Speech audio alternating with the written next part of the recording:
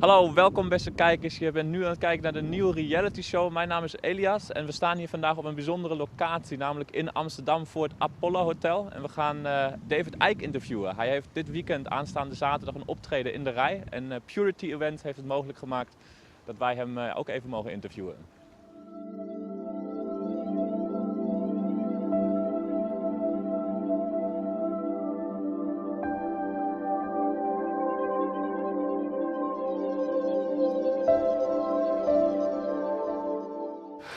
Okay, David. Welcome. Thanks to have you here. It's very nice.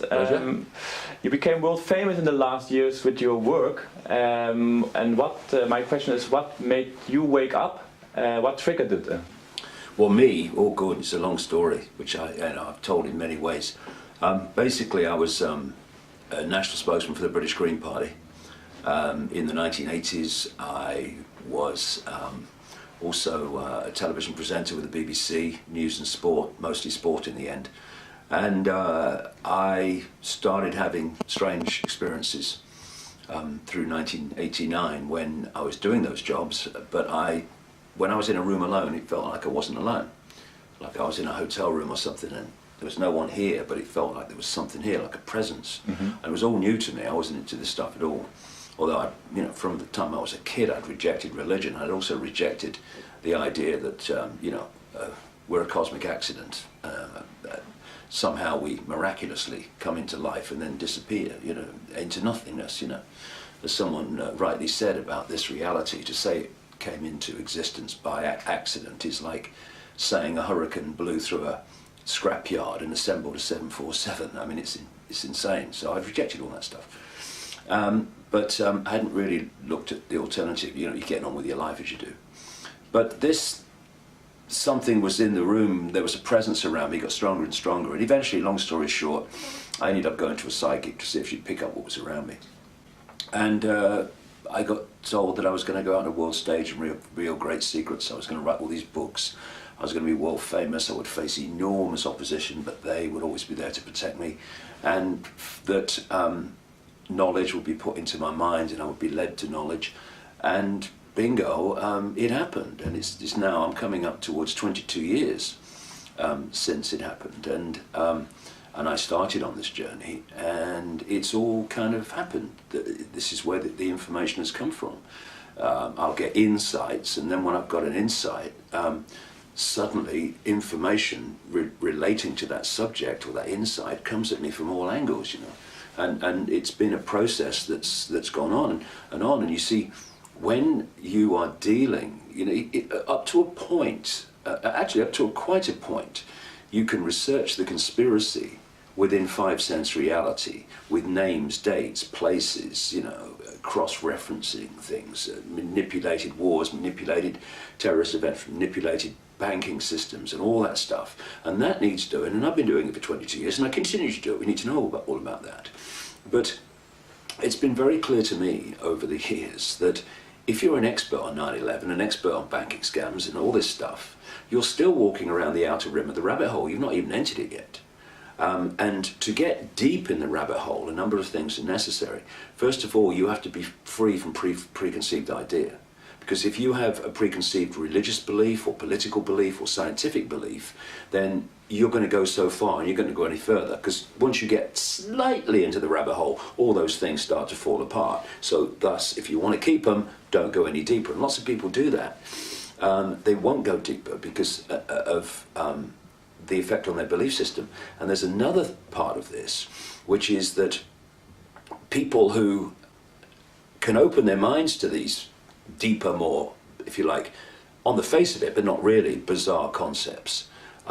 They might open their minds to think, hey, this makes sense. This looks like this is what's going on. But then they have the barrier of the fear of what other people think to get through. And thus they'll suppress what they put out because they're thinking, well, it's so far out, what will people think? People will laugh at me. I couldn't give a damn if people laugh at me. It's of no interest to me. And when I look at my life, and I think, a lot of people, indeed, even most people, if they look at their lives, they'll see that far from being a series of random events, They are a series of events that connect with each other and lead somewhere. Now, where they lead depends whether we're going to come from an aspect of the head, mind, which is going to stop you going into places where your intuition is driving you.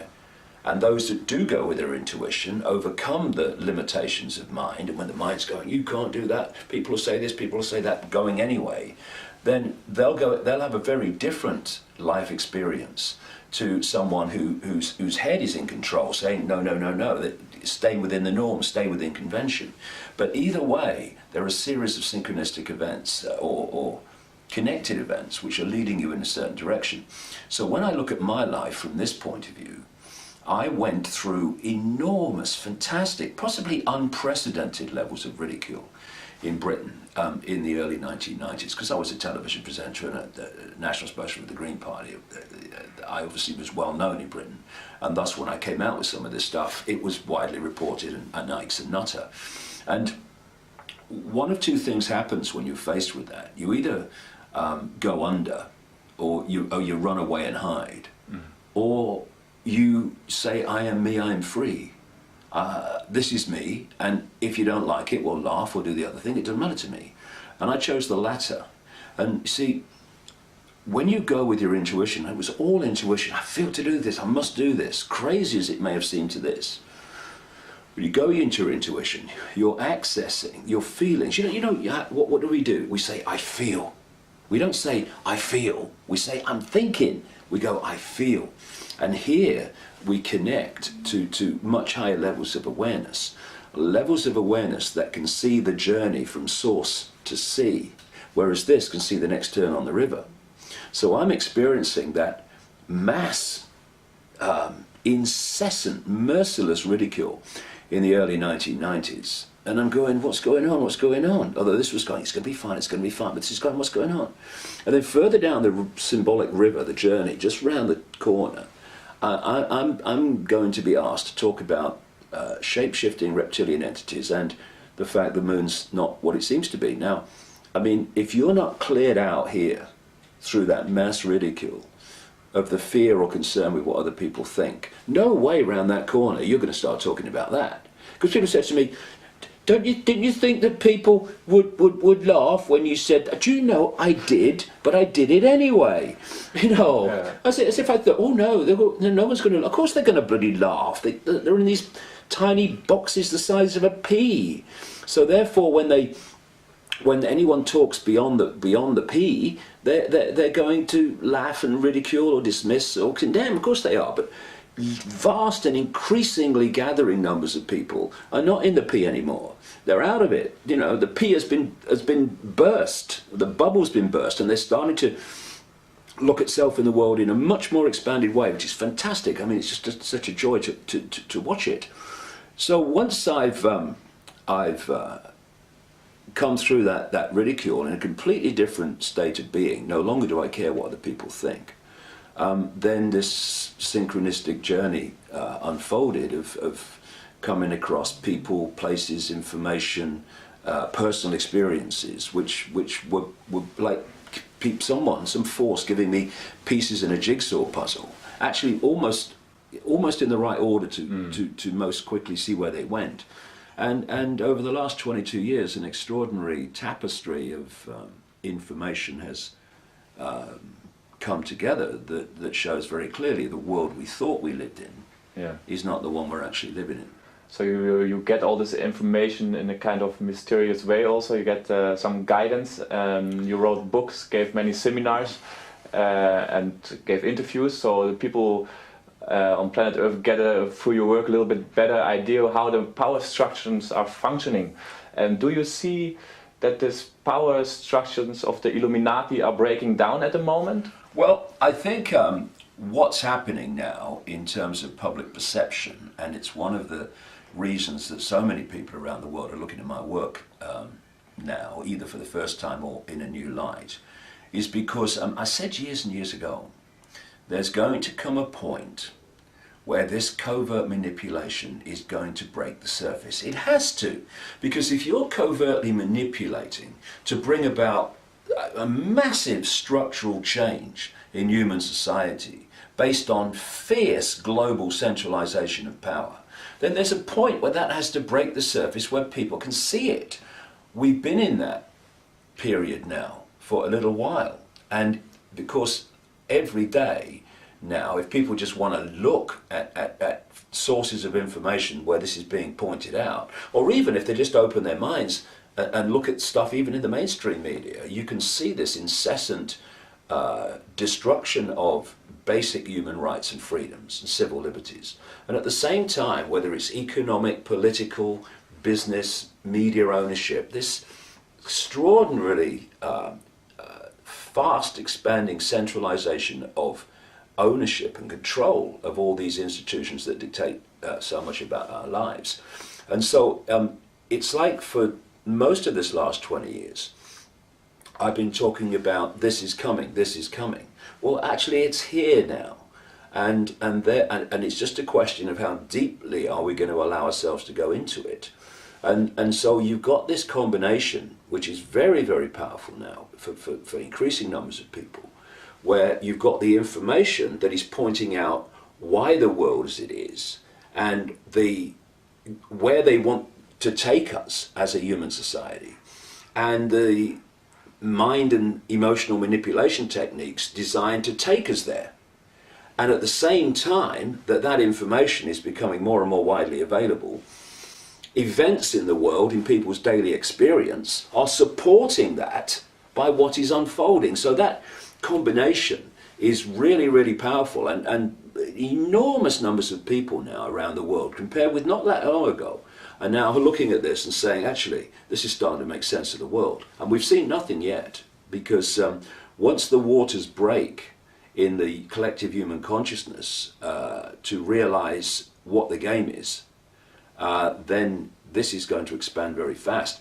In terms of the Illuminati, on one level they're pushing this forward faster and faster, but on another there is a sense of panic. There is absolutely a sense of panic, and it's almost, if you want to use sporting terms, it's like a race to the line, because they are trying to impose a structure of human control, human dictatorship and human surveillance that will oppress and suppress any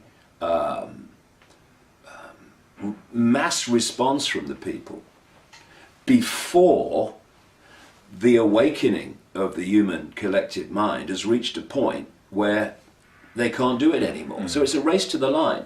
And so they're pushing it on and pushing it on. And because they're pushing it on so fast, because of this desperation to get all these structures of the Orwellian global state in place before the awakening blows it away, they're starting to become more blatant in what they're doing.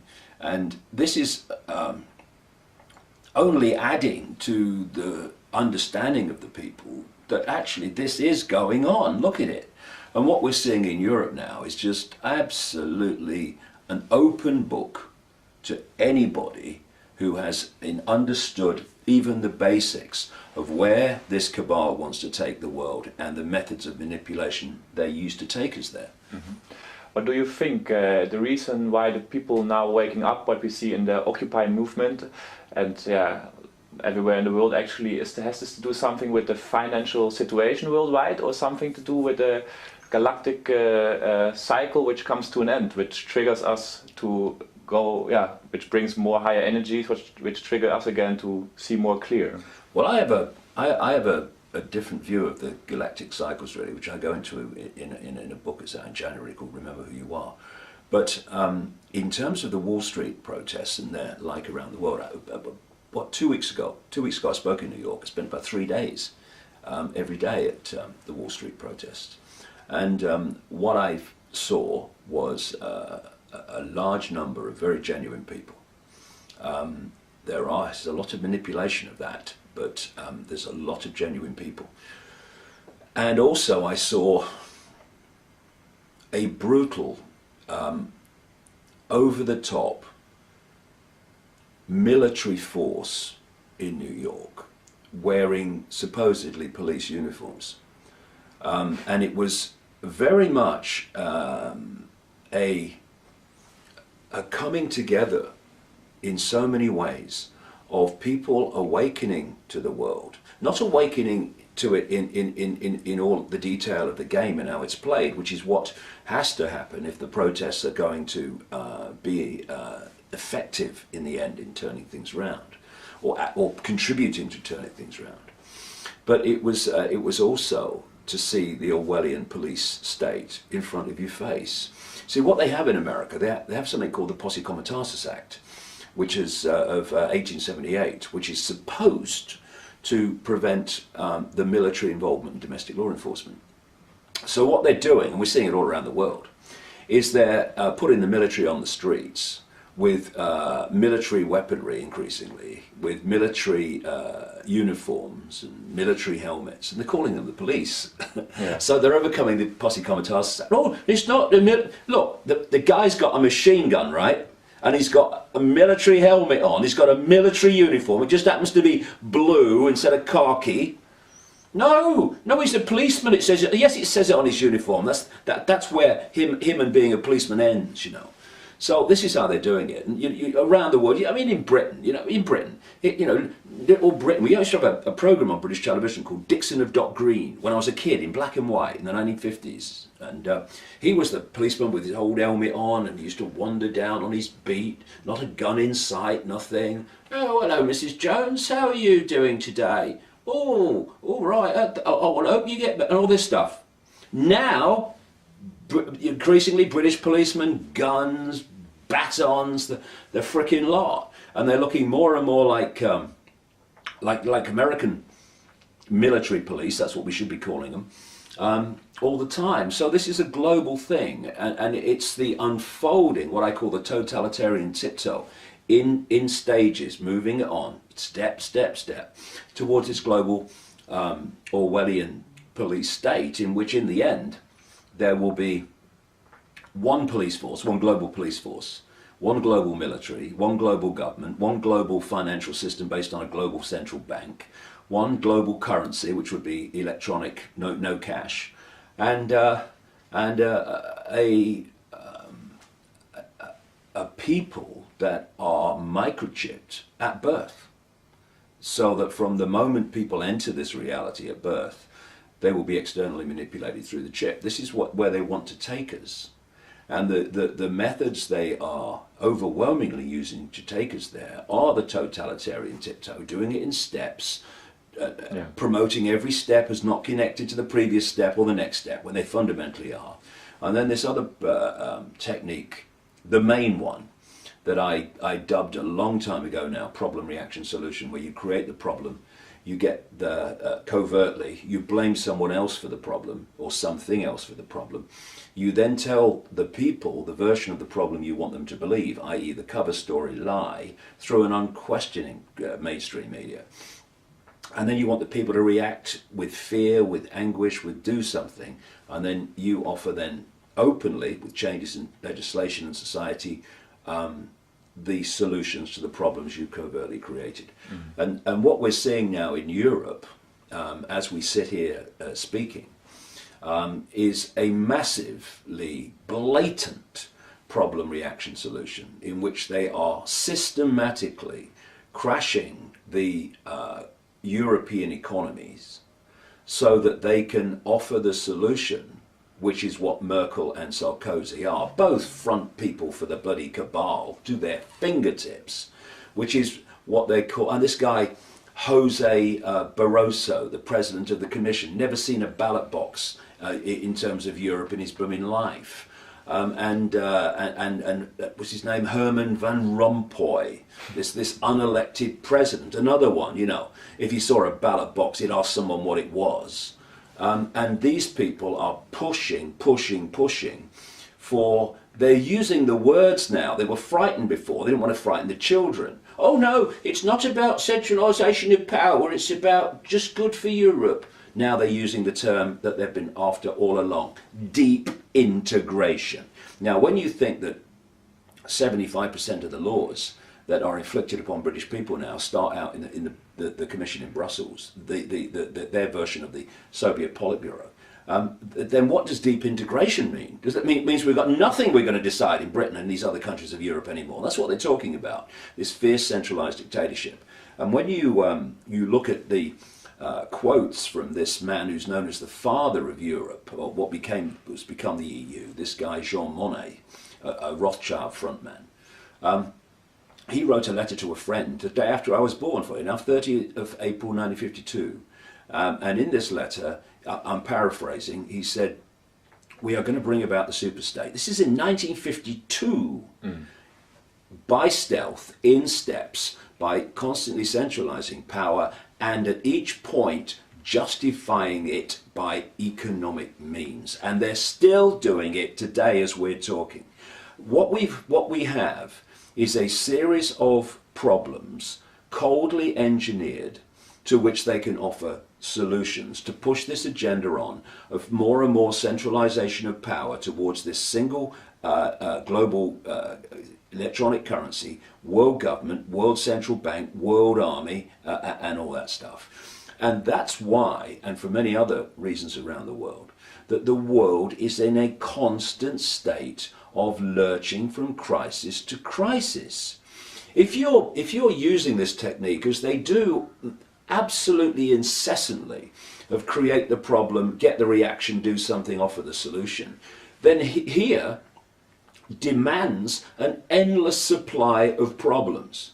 What you don't want at stage one is harmony. Yeah. You don't want something working. You don't want people happy with the status quo. You don't want the status quo providing for people in a fair way. No, you have to, because if you go along when things are working and everything's fine and people are happy, and you say, well, we're going to change it. But what do you mean you're going to change it? Everything's fine, go away. So you need a constant, endless source of problems. And so every time they offer a solution, it's not actually a solution. It's the next step to the next crisis. Now you look at this thing in Europe with the euro crisis. Every time through these last few weeks, months, and so, that they've come up with a solution, and everyone's going, this is what they do, you see. They're doing it this week as we're talking. You have this feverish, oh, there's a crisis, oh, and they're having a crisis meeting, and oh my goodness, if they don't decide to centralise power and give more power to the centre, oh, it'll be terrible, what's going to happen? So this week, while we're talking, there's a crisis meeting. What are we on? We're on the Thursday, it's tomorrow. All orchestrated by these front people, Sarkozy and Merkel. And so earlier on in the week, this credit ratings agency called Standard & Poor's comes out and says, well, if it's not sorted out, we're going to have to downgrade all European economies. The people controlling Merkel and Sarkozy are the people that control the credit rating agency, making that statement to support Sarkozy and Merkel in their pressure for this these changes in the treaty to get more and more centralisation of power and more destruction of national sovereignty. Then Timothy Geithner comes over to Europe, throwing his oar in. Timothy Geithner, the Treasury Secretary in the US, who was one of the major architects of the crash in 2008 as head of the Federal Reserve Bank of New York, the major bank in the Federal Reserve private banking system that controls the American economy. And he's coming over saying, oh, it's got to be sorted out, oh, it's going to be terrible. In other words, you look at Sarkozy and Merkel, controlled by the Rothschild cabal.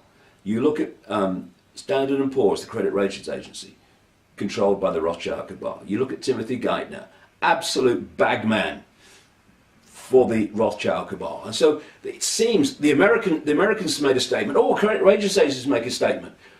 But actually they're all controlled by the same force, and they're all creating the situation where there's this panic. Oh, you see it again and again over the last few months. Oh, there's a crisis meeting in Europe, and Sarkozy standing there on his box making a bloody statement, and the lady from bloody Germany's next to him making this statement that supports him, and so, oh, and they go, crisis over. Oh, they won their way, they've solved the crisis. A few weeks later, new frickin' crisis, and the whole process goes through again and again. Yeah. And this is how it works. Create the crisis, offer the solution. So you need constant crises. And if they don't naturally occur, which they don't if left to their own devices, then you make them occur. So this is a little bit the trick they're playing, how they keep the people busy. We know at Niburo we are also very focused on solutions like the law Nezara and the content of it, maybe you heard about it, or like free energy devices. Is it important for us to also put the focus on this stuff to get this knowledge known to the people, that there are solutions to the current problems we have? Yeah, well, I mean, I think it was Einstein who said words to the effect, if you can't solve problems with the same level of consciousness that created them. And so many things that appear to be without a solution, whether they be environmental, social, whatever. When you open your mind and let consciousness in, and you go beyond that level of perception that we have in current politics and for a long time past, in current business, in current banking, and even in current public wider perception of self and reality. When you go beyond the limits of that and you open the door to consciousness, anyone can do it, then these things become solvable. And actually it's quite straightforwardly solvable, rather than being these great challenges for which there seems to be no answer. And even within the realms of even certain levels of closed-mindedness, the technology exists to overcome so many things. And you mentioned free energy technology. For a start, you know, the base foundation of this universe is vibrational information, and another level of the universe is electrical. Another level is digital, another level is holographic, which is the one we think is physical. So all these fields of information and power are all occupying the same space as each other. So we are aware with the conscious mind here of what we think is a physical world. Actually, it's a holographic world, illusory physical. This can be explained very simply, as I do in my books and talks. But you can also access, and people like Nikola Tesla certainly did, this genius scientist of the 20th century, supposed to come from Croatia, but the Serbians claim him as well, but it doesn't matter where he came from. What matters is what he did. Yeah. Amazing number of people get really, really kind of, hey, he's not from Croatia, he's from Serbia. Does it really matter to what's going on now? I mean, do you think he cares now where he is? You know what I mean? But anyway, he was accessing these electrical vibrational fields, and he was turning them into usable warmth and power. And of course, because he was the man that discovered DC electricity and how to access it, he was the man that really discovered the electric light, not Edison's mob. And he was the man that discovered all this stuff about radio waves and stuff, not Marconi. But a lot of people don't know this, that Tesla took Marconi to the Supreme Court in America and had him, basically charged, if you like, with stealing his patents on radio waves and all that stuff to go with him. And he won. He won. Because Marconi went to Tesla and said, oh, I'd like to work with you. I think you're ever so clever and all this stuff. And he worked with him and he pinched all the patents while he was working for him, right? So people say, yeah, radio, Marconi. No, Tesla. And Tesla, back in the early part, the first 50 years, I think he died in 1943, penniless in a New York hotel room. Tragic. Genius. He had understood the way that these things worked, and he could have given us free energy technology then, which accesses the natural vibrational electrical fields and turns it into useful warmth and power without any carbon dioxide. Now, I've been saying for a long time that this whole idea of human-caused global warming, actually they've changed it to climate change now since temperatures have been falling, is an absolute tosh. It is a political scam of colossal proportions, and it is scientific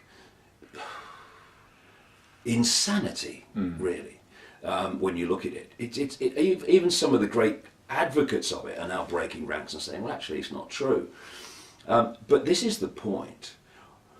If Tesla had the understanding of how to give us free energy technology. When I say free energy technology, by the way, I don't just mean the ability to create power more than the device takes to make the power be created. In other words, you get an add-on of energy from the technology being used, thus you can use that to power your homes and everything. I'm talking free in terms of money, because once the technology's been bought and put in place, it's just running with the natural fields of the earth, and there's no utility bills.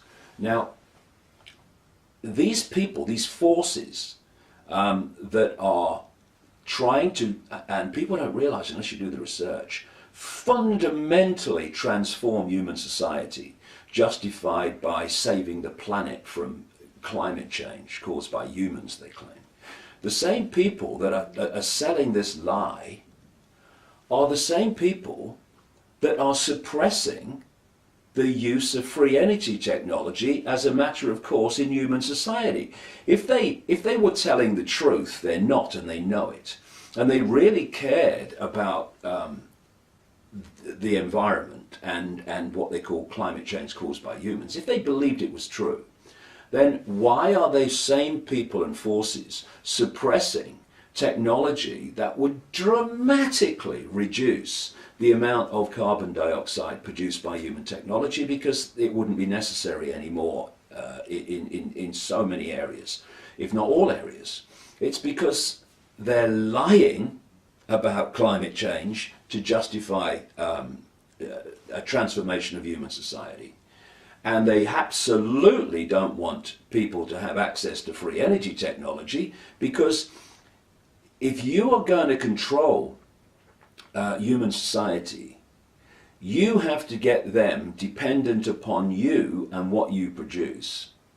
And you have to get them to have to pay the bills that you generate for them for these basics of life, so that you have control over the population.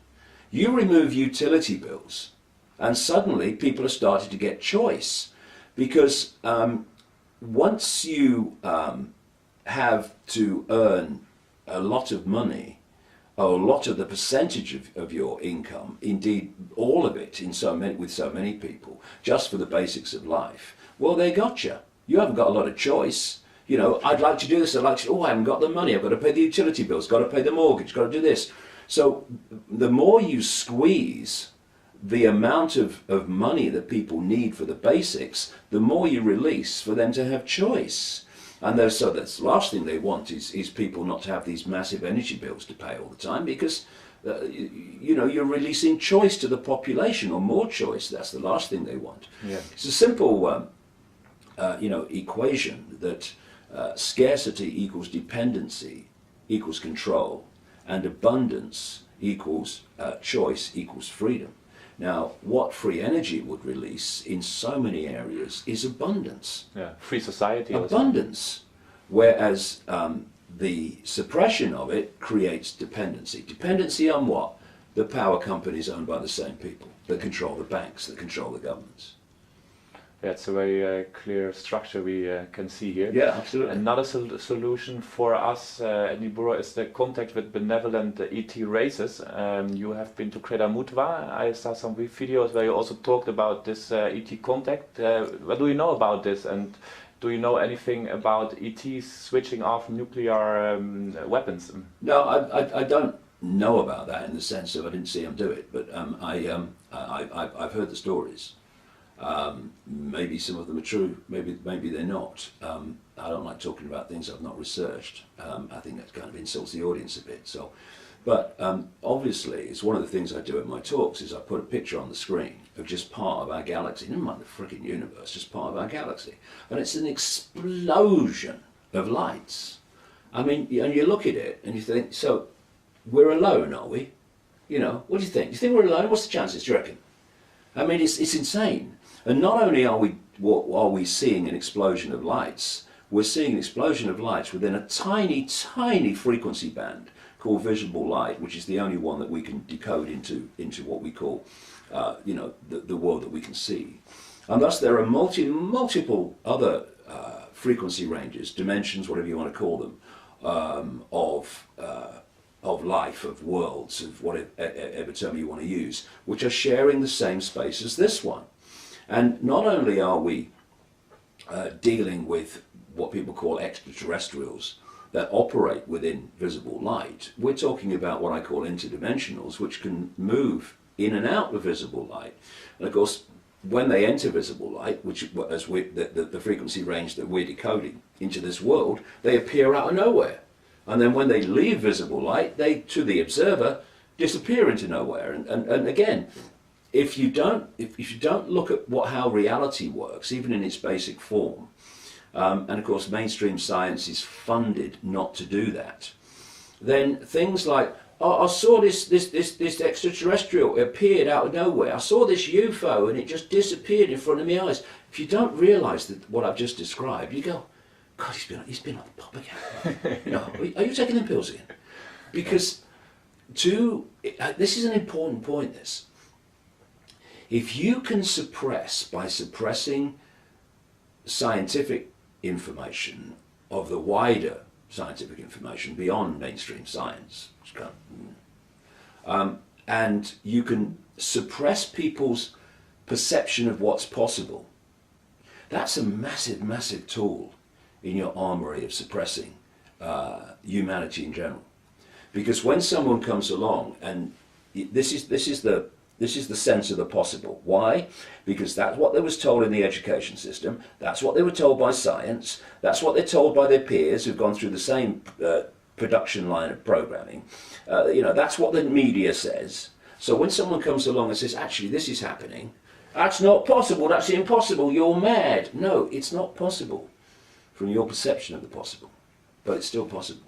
One of the analogies I use is, imagine back in the Stone Age, someone's knocking rocks together, and someone comes up, however they used to speak, and says, you see that big light in the sky, the moon? You can fly there. You're mad. He's been on the mammoth juice again. Yeah. And yet, although he's still knocking rocks together, clearly it is possible, they couldn't do it, to fly to the moon. Now, not necessarily with the technology we're told, by the way. In fact, probably not. But the thing is that if you take that analogy,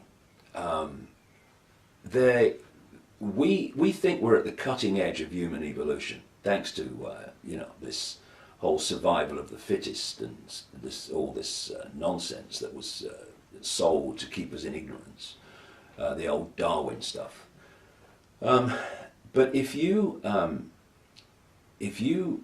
even look at where we are now technologically, compared with what other expressions of life, what we call extraterrestrials or interdimensionals, can do, we are still knocking rocks together. Yeah, and thus, when people like me come along and say this is happening and this is this and this is that, if people come from the perspective of what humans can do is the cutting edge of what can be done, then they'll just dismiss it. But if you can open your mind and realize that we are, to repeat the phrase, compared with what is possible, knocking rocks together, then you can start to see that there are things going on around us, there are things going on in our daily experience that are light years technologically beyond where we are. And if we don't open our minds to that, then we'll never grasp the scale of the situation that we're facing.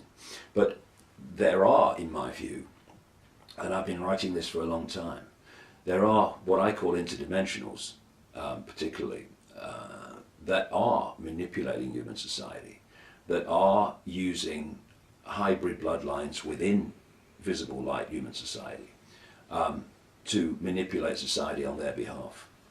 But there are, as there are in everywhere you want to travel in this great infinity, there are also benevolent non-humans that are fundamentally supporting and working towards this awakening of the human mind from its prison cell to allow us to awaken to the true magnitude of who we are, because it's not that we are what we think we are. That is suppressed humanity. That is software humanity. Real humanity, open to consciousness, is breathtaking in its potential, in its genius, in its ability to manifest its own reality. And so, you know, when I look back to when this started for me, nearly 22 years ago, and what the psychic told me was all those things I mentioned earlier. And they've happened. They've either happened or they are happening, because what came through that psychic, she said that they are asking me to tell you this. And it was that, this is 1990, March 1990, that a great awakening is coming, basically. Humanity is going to awaken from its, in effect, comatose state, like it's been in a hypnotic trance, actually literally when you get deeper into it. And that all that had been hidden would be brought to the surface in this period. And that people would awaken to their true self. There would be, not in religious terms, but there would be a, quote, spiritual awakening. Now, when you look over this period of 22 years, and you look now, I mean, I remember not a terrific number of years ago, when it was like banging your head against that wall, but not anymore. Instead of a few coming, they're coming their thousands all over the world. I'm now in Amsterdam as we speak, and it's at the end of what you might call a world tour. It sounds grand, but I guess that's what it is, really, a speaking tour, which has taken me to America twice, to Germany, to Rome, to Sweden, to Denmark, all over Australia, about 6 events, New Zealand, back to America in Cleveland and New York, then to into Europe with Croatia in Zagreb last week, and now here this week. And everywhere you go, boom, minds are flying open, and it's an exponential curve. So while we're having all this stuff thrown at us, something else is going on as well. And so what I'm saying here is that what I was told 22 years ago was going to, it's happening. It's demonstrably happening all over the world. And then you look at the other angle that I was told. And again, as with the awakening 22 years ago when I was told this, there was no sign of it, really, at all. The other thing was that what had been hidden would come to the surface. This energetic change. It was a vibrational change. I gave it the name Truth Vibrations for this reason. First book I ever wrote on this stuff 21 years ago. It's called The Truth Vibrations, after this vibrational change I was told about. And that it was going to bring to the surface all that had been hidden. Now, if we'd have been having this conversation 20 years ago, what would we have known? If we're having this conversation 10 years ago, what would we have known? Look at what we know now. We didn't know 6 months ago, a year ago, 2 years ago, 5 years ago. It's happening. These things are happening. So, in terms of the question about ETs or non-human intelligence, then who were they that contacted me 22 years ago and said, you're going to go out and do this, and it was all planned before you came here, they said. It's all planned before you incarnated, was the line. So all you got to do is follow the clues. That's what I was told 22 years ago. That's all I've done. I described it earlier about, you know, the synchronicity. Just follow the clues. And you have to, it has to be done that way, because there comes a point where you go so far out of this reality and the norms of this reality that you're going into areas where if it doesn't come that way, you ain't going to get it. Because that information doesn't really exist within visible light. You've got to get it beyond visible light. And through this whole period, they have been clearly feeding me information and guiding me through the maze, so that I don't keep going down channels in the maze that have a big edge on the end, you know, and turn around and come back. So who are they? Whoever they are, whoever this awareness is working towards the emancipation, mentally, emotionally, and spiritually, of humanity. Now, in some ways it will take the form of extraterrestrials, as we call them, in some kind of what we call physical form, holographic form. In other ways, it will take the form of interdimensional entities, and eventually it's going out into the realms of no form, pure consciousness. So, you know, I'll be honest, if bringing this whole edifice of power and all that goes, that underpins it in the unseen, was down to humans in bodies working within holographic 5 sense visible light reality, well, I'm going to have a cup of tea and then I'm going to decide what I'm going to do with the rest of my life, because we're wasting our freaking time, right? But it ain't like that. We are being asked to be a vehicle for this transformation and the communication of this information that brings about this transformation with invisible light. But we are not only the ones doing it. It goes way out through the dimensions.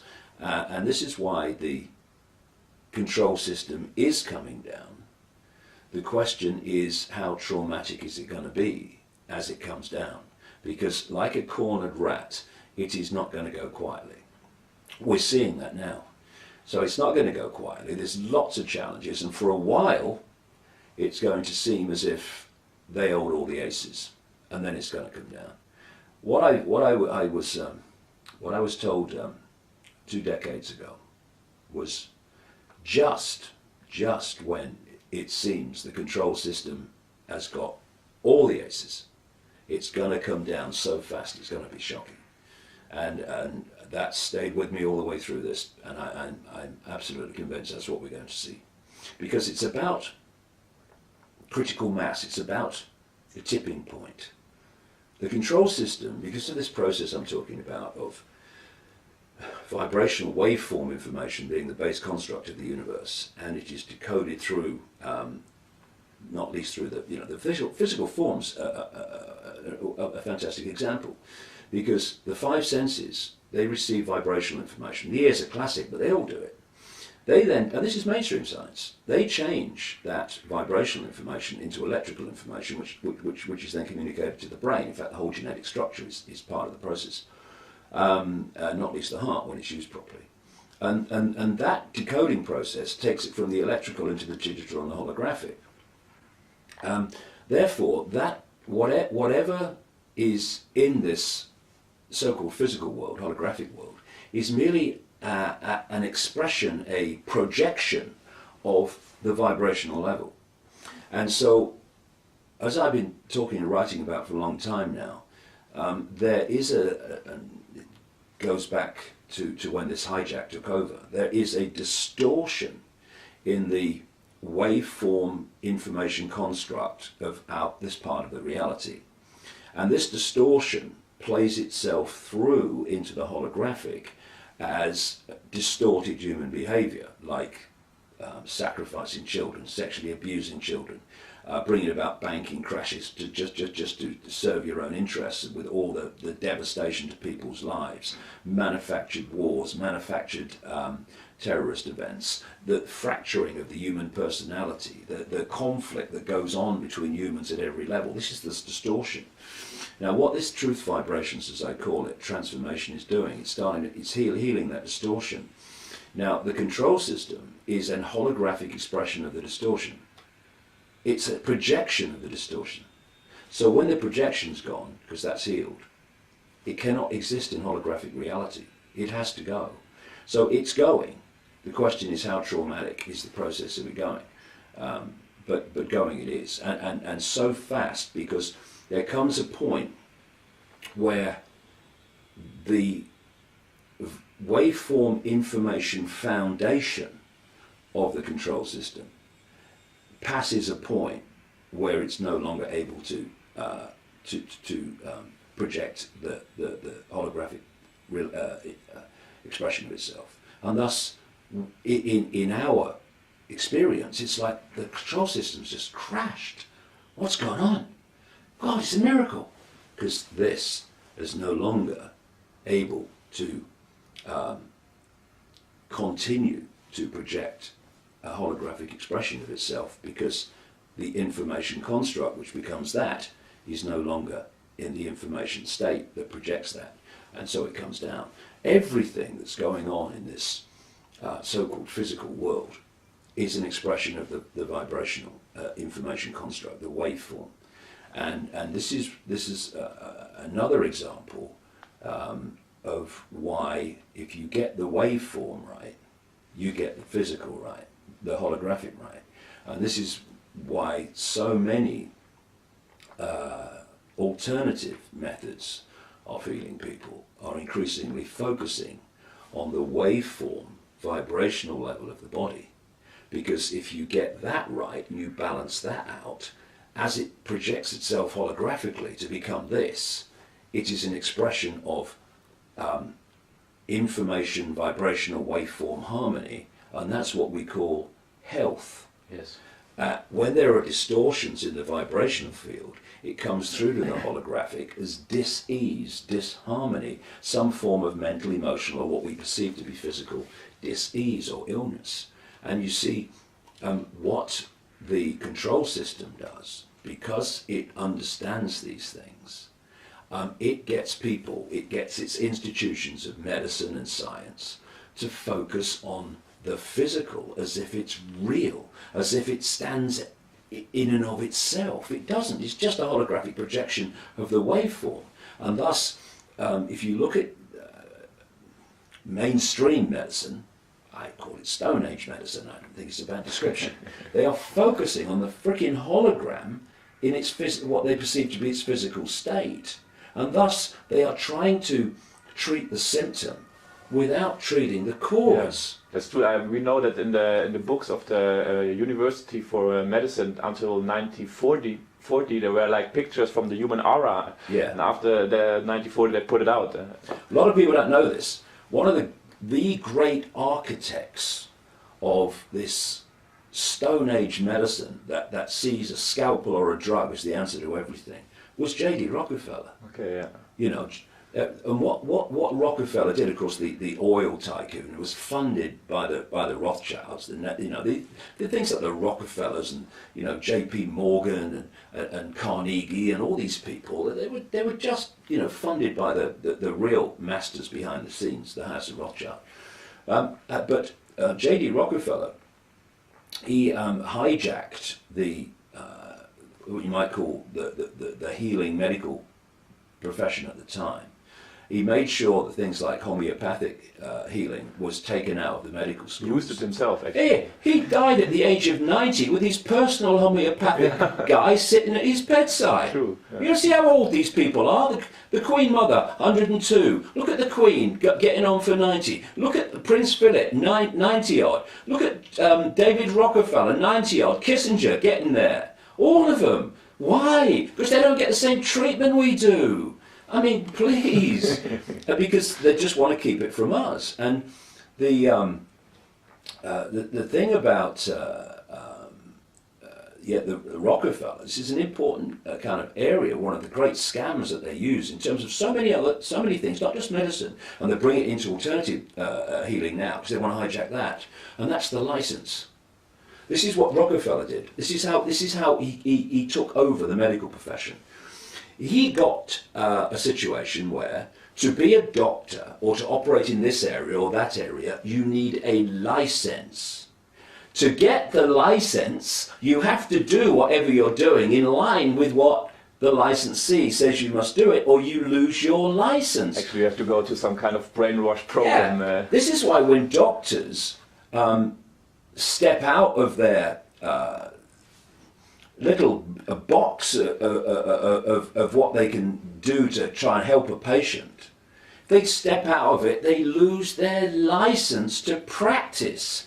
And so when you've got someone, I mean, I know all this from personal experience, observation, and people I know that work in this whole area, that even though doctors, some anyway, have seen that alternative methods can cure cancer, even advanced cancer, in a way that it just melts away virtually before your eyes, they cannot officially tell their patients to go and try it. They have to say you've got chemotherapy, surgery or radiation, usually all bloody three these days.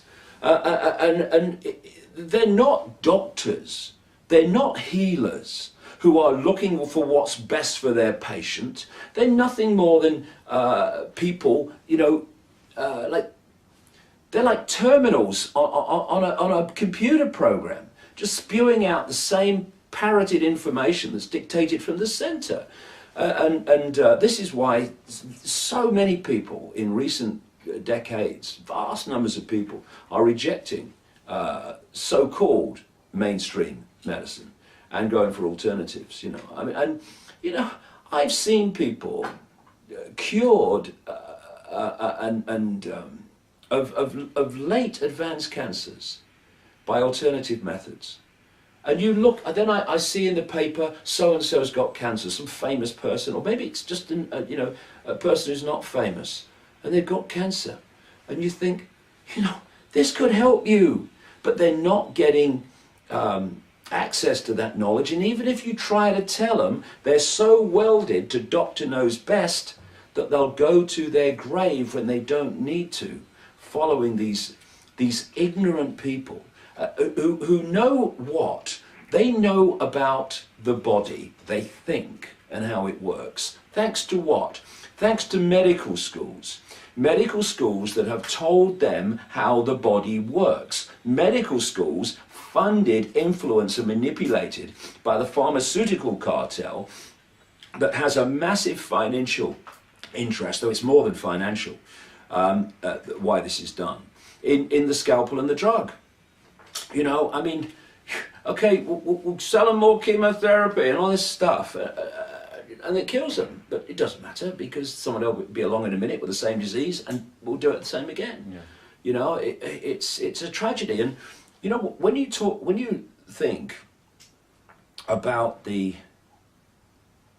mentality that it takes to coldly, calculatedly suppress ways of healing people so they die in suffering, when you are engineering wars that pepper bomb cities of civilians, when you are creating terrorist attacks, killing people like a 9/11, traumatizing, you know, not just America, though that was closest to it, but lots of other people around the world by what they saw. On and on and on and on it goes. Dropping depleted uranium bombs so that the next generation have hideous birth defects, which we're seeing in Iraq and places we'll see in Libya now as a result of that. What mentality does it take to do that and have no emotional consequence? Because they have none. They have no emotional consequence. There is no, oh God, my God, oh, what have we done? What have we? None of that ever. Because there are different genetics, and that genetics has had deleted from it the ability to decode empathy. Thus, we look at those things and we find it incomprehensible that anyone could do it. But to them, it's not a problem, because there are no emotional consequences for whatever they do and whatever they see others suffering as a result of what they do. And thus there are no limits. There are no limits. Empathy is one of the great fail-safe mechanisms of human behavior. If you haven't got it, there are no limits. So I've said to people for so many years, if you judge what these people will do and are capable of by what you would do, you've lost the plot, because they don't see the world like us. And if we could, for just a few minutes, look through their eyes and experience their perceptions of people in the world, well, shock just does not tell the story of how we would feel when we see or experienced the way this network of bloodlines sees the world compared with where most humanity sees the world. They're not like us, and that's why they don't act like us overwhelmingly, because what they do as a matter of course we couldn't live with emotionally. Then I have one last question for you, David. You teach many people how these people function, what their techniques are. So a lot of people worldwide know now already how it functions, and they're kind of waiting. What can we do now? What can we do next? What is your advice for the people who are awake already? What is the powerful thing we can do now to become stronger and change this planet finally? Well, if they're awake already, they already know. Because this is the point. Becoming awakened is to start saying, what can I do about it? And then finding the answer within yourself. You know, intent is a very powerful changer of experience and manifester of reality. Some people call it the will. And if you put out the intent and you mean it, it's just, I'd like to do it, I think, intent. I want to make the contribution to the awakening and the bringing down of this control system, the best one that I can make. And you mean it.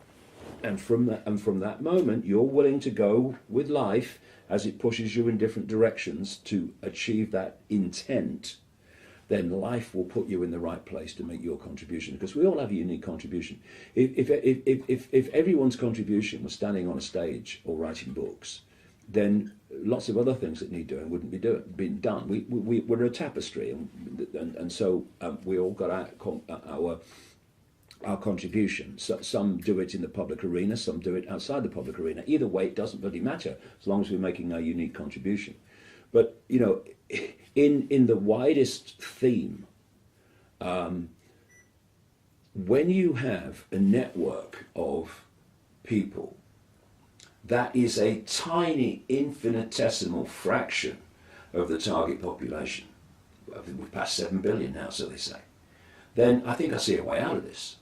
You can only control a massive population compared with you if a number of things happen. First of all, you have to incessantly centralize decision making, because the more you centralize decision making, the more power the few are having over the lives of the many. So this is why we've got this incessant centralization of power in Europe and in what we call globalization and all this stuff. This is why they want a world government, world central bank, world army, etc.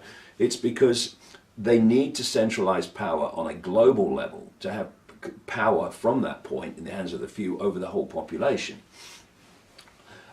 Thus, anything that is promoted as a solution to world problems, as more and more centralization of power, that's the cabal at work. Because anyone with a brain, anyone wants human freedom, they see that it's not more and more power at the center you want. That's how we got into this mess.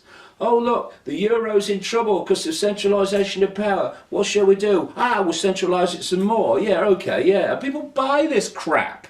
We need to pull power from the center. So there's so many points of decision making where people in their own communities actually have a say in what happens in their own communities. I mean, they bloody live there, for goodness sake. And the more you pull decision making away from communities, away from you making decisions away from the people who are subject to those decisions, you have no consequence for your decisions, because you don't have to live with them, these do. The more you diversify and you get decision making from the center, the more the people making decisions are affected by those decisions, you tend to get better decisions. And instead of being some dark suit in bloody Brussels that you never meet and can't get close to, the guy lives in the next street. I mean, okay, what's going on, mate? What are you doing? You know, this is where we need to go, away from the center and not further towards the center. But the other point about all this is that because you're talking about a very, very few compared with the target population, they have to divide and rule the target population. So that we are so fighting with each other that we don't realize that the strings attached to all of us are being held by the same hands. So a key thing, if we want to use this immense power we have of numbers, then we need to put these fault lines aside. I don't care. I'm not into religion at all, in any way, shape, or form. But if somebody wants to follow a religion, be my guest, so long as you don't impose it on anyone else. That's fine. I have no problem. Do what you like. You're this color. You're that. It's just a vehicle to experience reality. It doesn't matter what color it is. Sky blue, bloody pink. I mean, so what? It doesn't matter. It's a vehicle.